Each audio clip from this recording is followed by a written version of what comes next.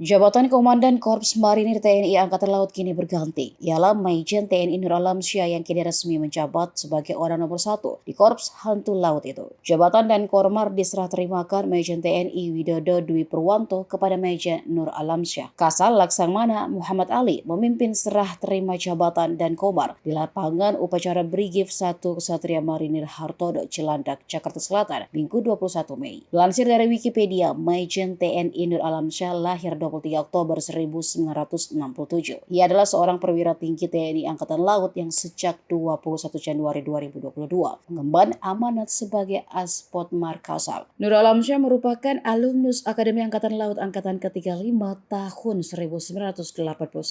Jabatan terakhir, Jenderal Bintang 2, adalah Gubernur Akademi Angkatan Laut. Perwira tinggi Marinir TNI Angkatan Laut yang malang melintang di satuan-satuan khusus Korps Marinir ini juga seringkali memimpin satuan tugas di beberapa palagan tempur di dalam dan di luar negeri. Ia juga pernah menjabat sebagai Komandan Sektor United Nations Mission in Darfur, Sudan pada tahun 2016. Maijen Nur Alamsyah juga dikenal pernah bikin viral lantaran berenang sekitar 200 meter terlebih dahulu untuk bisa naik kapal, dikarenakan tak adanya fasilitas labuh bagi kapal. Saat itu Maijen Nur Alamsyah hendak mengunjungi prajurit Satgasmar Pengamanan Pulau Terluar di Pulau Rondo pada 2022 lalu.